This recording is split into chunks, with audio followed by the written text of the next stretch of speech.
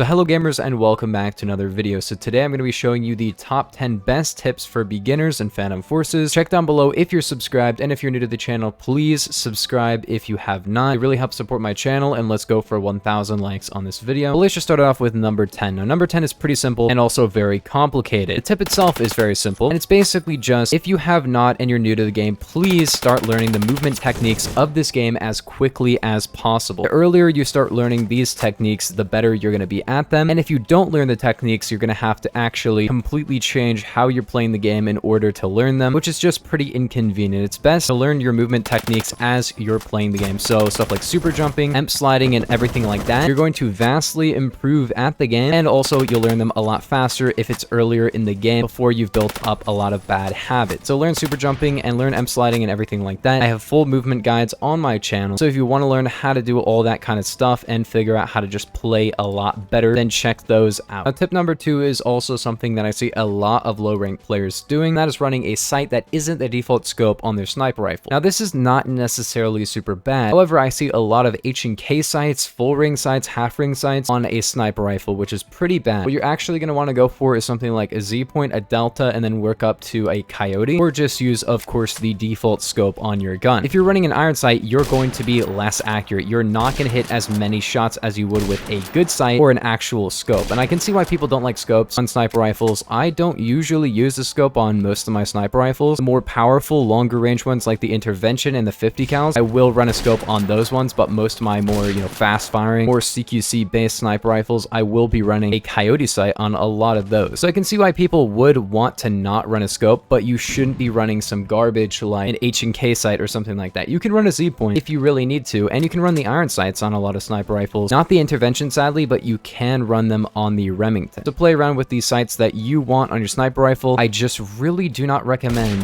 that you run some garbage like a full ring sight on a long range gun. It just doesn't make a lot of sense. Next beginner tip is about secondaries. Now secondaries you usually start with are the M9 and the Glock 17, and these are pretty good secondaries. I have 117 on the M9 and 220 on the Glock 17, so I've used them a fair bit. However, the secondaries I really recommend are the M1911 and the MP412 Rex. Even though these have a little bit less fire rate, a little bit more recoil than their earlier rank counterparts, they actually do good damage and still fire pretty quickly. So you can spam them, but also they actually do really good damage. The M9 is a 2-shot to the body, and the Rex is a 2-shot to the body and a 1-shot to the head. So if you want to spam it, you can do that, but you can also go for 1-shots on the Rex, and it's also rank 4. So it's very, very good. The next tip is something that a lot of people have commented on my videos, which is, why do you reload constantly? And it's really simple. It's because you can. You can just always reload constantly. The thing is, in this game, as you can see, you can just cancel your reload. So that means that you should always be reloading, because there's no downside. If you have to cancel your reload, just click one extra time. That means you can constantly be reloading, and if nobody shows up, you can get a reload off. You'll be doing so much better if you're always reloading, simply because if you get the reload off, you have a full mag, and if you don't, it doesn't really matter because you can just cancel it. So that's why it's really important to always reload, because you really don't have a downside to it. In the test place, they have made reloading a little bit more inconvenient, but you can still reload cancel very effectively. So I really recommend, regardless, whatever you do, reload cancel, because there's not really a lot of downside to doing that. The next tip actually ties in pretty well with the reload canceling thing. That's basically, you should never dump your entire magazine ever, unless you really have to. And if you have to, fair enough. But you should always try to have at least 1 round remaining in your magazine, because you will not have to complete an empty reload. And an empty reload is usually like 30% longer to complete, depending on which gun you're using, because some guns will not take as long as others for empty reloads. But as you can see, that's the empty reload.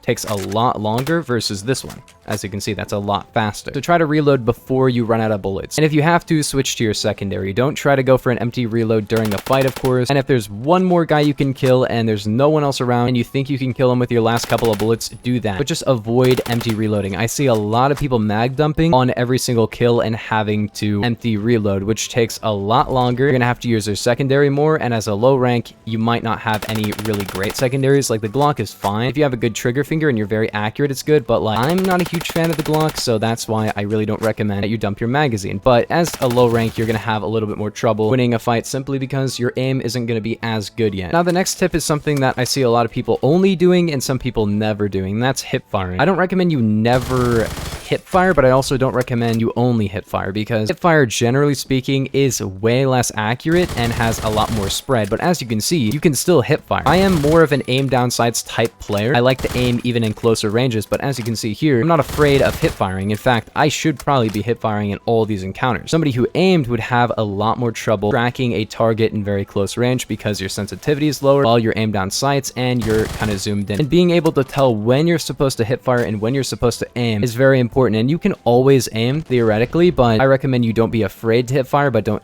only hip fire unless you have like a fully hip fire setup, and then maybe only hip fire, but that takes certain attachments that you're not going to have as a low rank. So I really just recommend avoid only hip firing, but don't never hip fire. And of course, there are guns with better or worse hip fire. Some guns are really bad in hip fire, but no gun is completely unusable in hip fire. Like, you can use any gun in hip fire. Next up, I'm going to talk about the grip attachment that you should be running. The stubby grip is going to be the best overall grip for basically every gun in the game. However, you probably don't have this grip on every single gun, and you probably don't want to pre-buy it either. So what you should be using instead is either the vertical or angled grip. The angled grip will lower your overall recoil by a little bit, but make your hip fire a tad bit worse. And the vertical grip will slightly make your vertical recoil a little bit better, and also it will make your hip fire better. So if you want a hip fire grip, use vertical grip, and if you want to smooth your recoil a little bit, then use the angled grip. Personally, I don't really know which one is better. It really depends on what you want from your gun and what gun you're using, but I'd say overall probably the angled grip is better. But if you really like hip firing, then use vertical grip, even if you're a higher rank. I mean, stubby helps a little bit with hip firing, but vertical grip is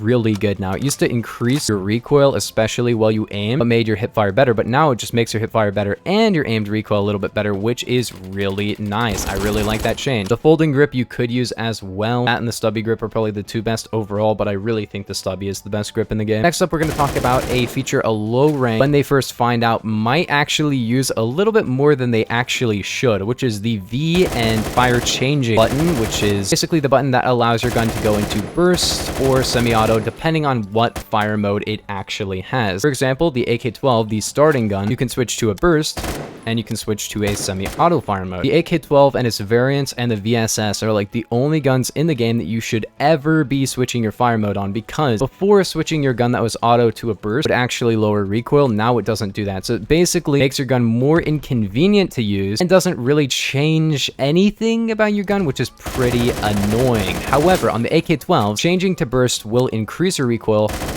but vastly improve your RPM. If you're in close range, I recommend switching to burst on the AK-12 if you're pretty good at bursting them, but don't be afraid to just run auto. I personally just use the automatic on the AK-12 because of how accurate this gun is. So we'll take, for example, the AS Val, right? If we switch to semi-auto, it doesn't do a lot of damage, so why would I be using this, right? And you're probably like, well, I can tap fire at range. First off, AS Val has bad velocity and it does 20 min, so you should never really be tap firing this thing because it really won't kill past like literally at all, because a 3-shot is fine on semi-auto, but a 5-shot with bad velocity, so you're going to be missing a lot. Really not that great, and also this gun is really accurate and has 800 RPM. You could actually tap fire on auto and not have to switch your fire mode, or you could just, auto spray at longer ranges, which works completely fine. Some guns do really good damage, but have really high recoil, so you might want to tap fire them at range, but I'm going to be real. Pretty much every gun in the game, you're going to want to just basically auto spray at any range. That's just the nature of the recoil in this game. It's really not that inaccurate. That's why I don't really recommend you use the V function too much outside of the AK-12. And of course, the VSS, which you don't have because it's a very high rank gun, it also has the function of being able to change to an automatic fire mode. However, its automatic does have quite a bit of recoil, and its default damage is really good. So it's actually one of the few guns, or basically the only gun with an auto that you can kind of tap fire. The next tip, and I've already gone over this kind of, is the AK-12 increased RPM in burst. And this can be really effective, but you have to be pretty good with it and know when it's actually worth using, because a lot of the time it's not really worth using. Now, to make this RPM effective, you're gonna have to actually be pretty good, and you're gonna have to click in a very specific manner to get this to fire at its maximum RPM. Otherwise, it's just going to be a really weird, very bouncy burst because it's got a lot of recoil. Its DPS is extremely good, and its damage over range is still really good as well. So if you wanted to, you could run this at like